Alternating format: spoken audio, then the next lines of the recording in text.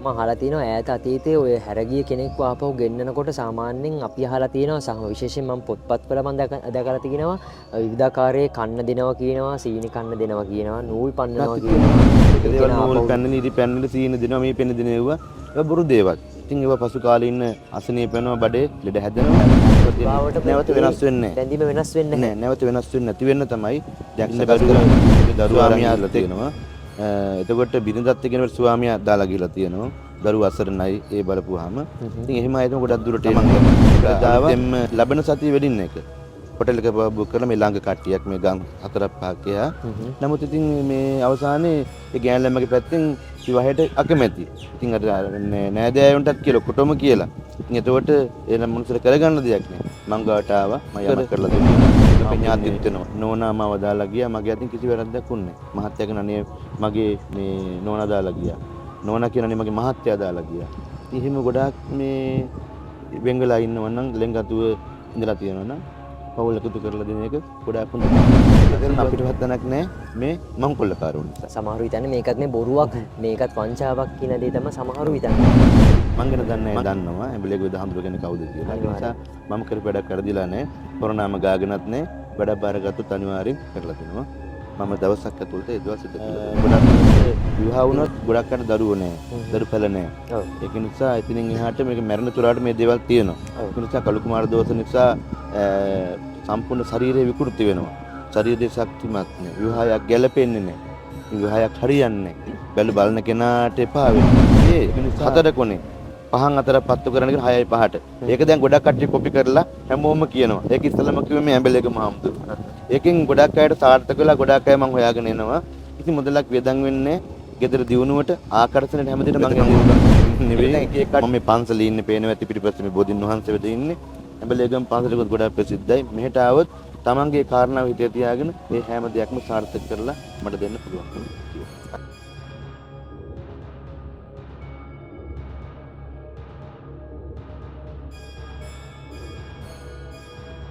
අයිබෝන් නැවතත් අපි ඇවිල්ලා ඉන්නේ ඇබලේගම වෙදහාඳුරන්ගේ විහාරස්ථානයේට. ඉතින් පෙර වැඩසටහන දකින්න නැති. ඉතින් පෙර වැඩසටහනෙන් පසු අපි නැවතත් අපි ආවා ඇබලේගම වෙදහාඳුරන් සමග මේ ගුරුකම් ශාස්ත්‍රය සහ මේ නොපෙනෙන බලවේග වලින් මොනවද කරන්නේ මොන වගේ දේවල් අපේ ජීවිතවලට සිද්ධ කරගත යුත්තේ ඒ ඕනෑම දෙයක් කතා කරගන්න ඇවිල්ලා ඉන්නේ ඇබලේගම වෙදහාඳුරන් සමග කතා කරන්න. තෙරුවන් සරණයි. මුලින්ම දැනගන්න කැමති ස්වාමීන් වහන්සේ දැන් කොහොමද මේ වශීගුරුකමක් කරන්නේ? එහෙම නැත්නම් හැරගිය කෙනෙක් කොහොමද ගෙන්නන්නේ කියලා. මම දැනගන්න කැමතියි ස්වාමීන් වහන්සේ දැන් මගේ දැන් පෙන්වතියක් ඉන්නවනම් මගේ පෙන්වතිය මාත් එක්ක කතා කරන්නේ නැත්නම් මාව මග හරිනවනම් මොනවද ඇත්තටම මේ වගේ දෙයක් කරන්න ඕනේ? මම ආපහු එයාව ලබා ගන්න මොනවද කරන්න ඕනේ? ඇත්තටම මාව මග හරින කෙනෙක්ව මට ආපහු ලබා ගන්න පුළුවන්ද? කොහොමද ස්වාමීන් වහන්සේ මේ වගේ ප්‍රශ්නයක් තියෙන කෙනෙක්ට පිටක් වෙන්න පුළුවන්. සුදනාටම තෙරුවන් සරණයි. ආපු කාරණාවත් එක්ක තමන් එක්ක ළඟින් ජීවත් වෙලා ආශ්‍රය කරලා ලෙන්ගත්තුව ඉඳලා ටික කාලයක් ඉඳලා එකාට එක පෙන්වන්න බෑ. බහින් බස්සීම් වෙලා නැත්නම් නිකම් හිත ඇවුල් වෙලා එකාට එක පෙන්වන්න බැරුව විරසක වෙනවා. එතකොට දෙන්න දෙපැත්තේ ගොඩාක් ඉඳ වෙනවා. අවසානයේ මානසික වැටෙනවා. තමන්ගේ ජීවිතේ පවා නැති කරගන්න තත්ත්වයට අවසානයේ පත් වෙනවා. උදාහරණ ගොඩාක් ඒවට මම ළඟ තියෙනවා. කියන්නේ මම දන්නවා තමන්ගේ ජීවිතේ පවා තම ඉගෙනගත්ත දේවල් පවා මේවා කරලා තමන් කිසියක් බවට පත් වෙලා විරහ වේදනාව කියන දේ ගොඩාක් අයට දැනෙන දෙයක්. තමන් එක්ක ලෙන්ගතුව ළඟින් ඉඳලා අවසානයේ හැර ගියපුවාම ඒ වේදනාව ගොඩාක් දරා ගන්න. ඉතින් එහෙම අයට පිටක් පිළිසරණ වෙනවා. ඒ පමණක් නෙවෙයි සියලුම කටයුතු සිදු කරලා දෙන්න මම කටයුතු සිදු කරනවා. එහෙමයි. ඉතින් ඒ වගේම ස්වාමීන් වහන්සේ මම දැනගන්න කැමතියි දැන් මම අහලා තියෙනවා ඈත අතීතයේ ඔය හැරගිය කෙනෙක්ව ආපහු ගෙන්නනකොට සාමාන්‍යයෙන් අපි අහලා තියෙනවා සහ විශේෂයෙන් මම පොත්පත්වල මම දැකලා තියෙනවා විවිධාකාරයේ කන්න දෙනවා කියනවා සීනි කන්න දෙනවා කියනවා නූල් පන්නනවා කියනවා ඒකේන ආපහු නූල පැන්නුවට පස්සේ අපි පිස්සෙක් වගේ අපේ පස්සෙන් හඹාගෙන එනවා කියනවා. ඒ වගේ දේවල් ඇත්තටම ස්වාමීන් වහන්සේත් මේ විහාරස්ථාන සිද්ධ කරන්නේ. නිකන් ඇත්තටම දැන් මේක ගත්තොත් එහෙම වෙදකම ගුරුකමත් දැන් මායාවක් වෙලා තියෙන්නේ. වංචාවක් විදිහට ගොඩක් අය කරනවා. ඒ කියන්නේ පැරණි ගුරුකම් වලට ඡායාරූප භාවිතා කළේ නැහැ. නම් ගොත් අනුව තමයි කටයුතු කරේ. ඒක වේලාවට හෝරාවට හරි වෙලාවට කරුවොත් තමයි මේ දේවල් සාර්ථක වෙන්නේ. උපන්දින නම් අවශ්‍යයි ඒව නැතුව කරන්න අමාරුයි. වෙනත් ඉතින් ඔය එක එක දේවල් නූල් පැන්නලි ඉරි පැන්නලි සීන දෙනවා මේ පෙන්න දෙන ඒවා බොරු දේවල්. ඉතින් ඒවා පසු කාලේ ඉන්න අසනීප වෙනවා බඩේ ලෙඩ හැදෙනවා. ඒවා දෙන්නේ නම් වලට ඕන දෙයක් සකස් කරන්න පුළුවන්කම තියෙනවා. කියන්නේ ස්වයං වාසය කියන්නේ දැන් කෙනෙක්ව මොකක් හරි කරලා ඒ කෙනාව අපේ ආපහු ඒ කියන්නේ වශී ගුරුකම කරලා එකතු කරාට පස්සේ ආපහු මරණ තුරාවට නැවත වෙනස් වෙන්නේ බැඳීම වෙනස් වෙන්නේ නැහැ. නැවත වෙනස් වෙන්නේ නැති වෙන්න තමයි දැන් සකස් කරන්නේ. ස්වාමියාත් එක්ක ඉන්න බැරුව බිරිඳ දරුවා අරන් ගිහිල්ලා තියෙනවා. එතකොට බිරිඳත් එක්ක ස්වාමියා දාලා ගිහිල්ලා තියෙනවා. දරුවා අසරණයි ඒ බලපුවාම. ඉතින් එහෙම අය තමයි ගොඩක් දුරට එන්නේ. එතකොට අලුතෙන්ම තමන් දැන් ඊයේ පෙරදාව ලබන සතිය වෙඩින් එක හොටෙල් එක බුක් කරලා මේ ළඟ කට්ටියක් මේ ගම් 4-5 ගියා. නමුත් ඉතින් මේ අවසානයේ ඒ ගෑන් ළමගේ පැත්තෙන් විවාහයට අකමැති. ඉතින් අර නෑදෑයන්ටත් කියලා ඔක්කොටම කියලා. ඉතින් එතකොට ඒ මනුස්සර කරගන්න දෙයක් නෑ. මං ගාවට ආවා මම යමක් කරලා දුන්නා. ඒත් මොකද අපේ ඥාතිත් වෙනවා දුරින්. නමුත් මම යමක් සකස් කරලා දුන්නා. විවාහය මේ ළඟදින් තිබුණේ. ඉතින් හරියට දෙයක් කරලා දුන්න නිසා හොඳින් අද ඉන්නවා. ඒ වගේ ඉතින් ගොඩක් ඉන්නවා. ඔව්. සමහර විවාහය හරියන්නේ නැහැ. එතකොට විවාහයක් වුණත් ටික කාලෙකින් අයින් වෙලා යනවා. වැරද්දක් නොකර. ඉතින් කියනවා හාමුදුරනේ නෝනා මාව දාලා ගියා. මගේ අතින් කිසි වැරද්දක් වුණේ නැහැ. මහත්තයා කියනනේ මගේ මේ නෝනා දාලා ගියා. නෝනා කියනනේ මගේ මහත්තයා දාලා ගියා.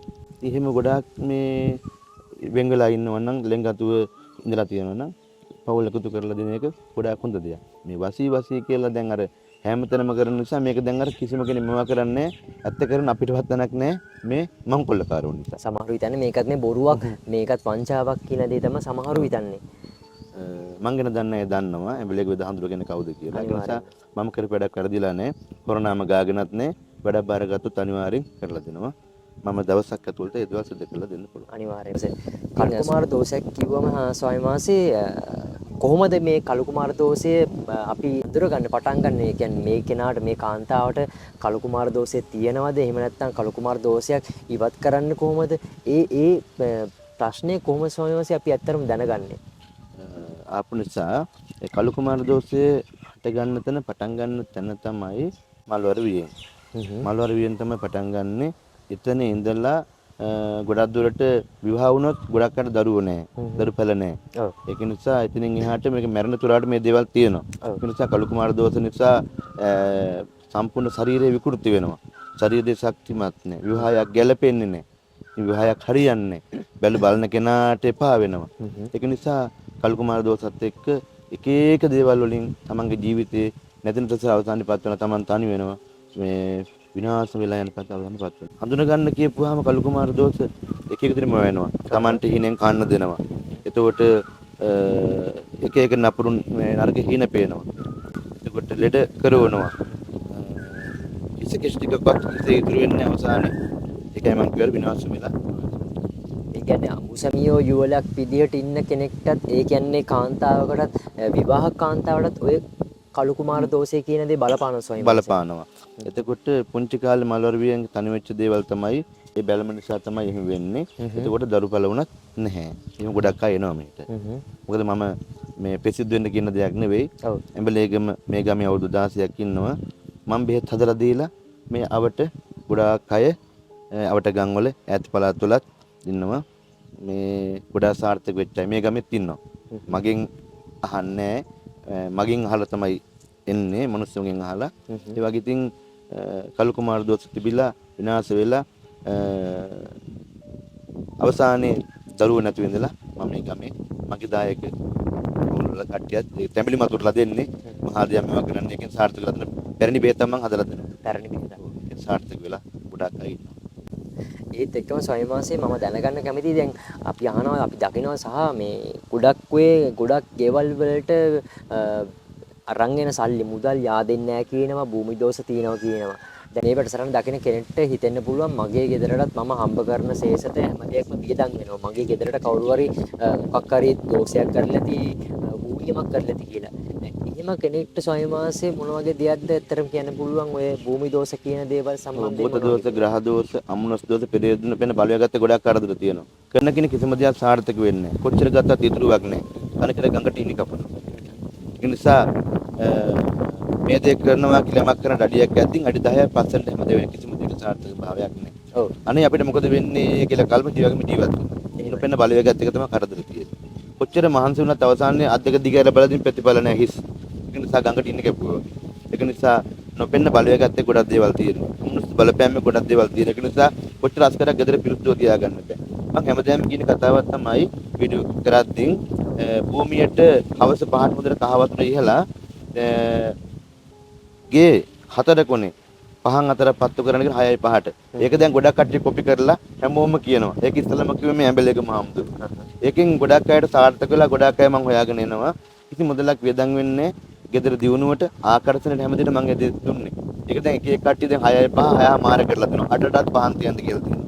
ඒ නිසා මම ගංගාවල බෑලා, ඇලවල් වල බෑලා ඔය මේ එහෙම වෙදකම් ගුරුකම් කරන කෙනෙක් නෙවෙයි. මම මේ පන්සලේ ඉන්නේ පේනවා ඇති පිටිපස්සේ මේ බෝධින් වහන්සේ වෙද ඉන්නේ. ඇඹලේගම පන්සලෙකුත් ගොඩාක් ප්‍රසිද්ධයි. මෙහෙට ආවොත් තමන්ගේ කාරණාව හිතේ තියාගෙන ඒ හැම දෙයක්ම සාර්ථක කරලා මට දෙන්න පුළුවන්කම තියෙනවා. අනිවාර්යයෙන්. ඒ වගේම කියන්න ඕනේ මේ අපි පෙර වැඩසටහනෙන් කිව්වා වගේම කියන්න තියෙන්නේ ස්වයං වහන්සේට තමන්ගේ රාජකාරිය තමන්ගේ වැඩක් බාර දෙනවා නම් අනිවාර්යයෙන්ම කුමන හෝ හේතුවකට ස්වයං වහන්සේට වීඩියෝ කෝල් එකක් ගන්න. එහෙම කියන්නේ ව්‍යාජ පුද්ගලයෝ මගේ ඡායාරූප අවබෝධ කරලා ගොඩක් මුදල් අරන් තියෙනවා. අනිවාර්යයෙන්ම. ඒක නිසා මට එහෙම කීප දෙනෙක් අහු වුණා. ඒක නිසා මම කැමති නෑ අසරණ දුප්පත් මිනිස්සුන්ගේ මුදල් එහෙම හොරුන්ට දෙනවට. ඒක නිසා අවධානයෙන් බුද්ධිමත්ව කටයුතු කරන්න. මම දින්න කියලා බලන්න, මගේ ටෙලිෆෝන් නම්බරද කියලා බලන්න. මගේ ටෙලිෆෝන් නම්බරේ WhatsApp ඇඩ් කරගත්තාට පස්සේ ඒකේ ඔටෝ වැටෙනවා පන්සලේ පාර.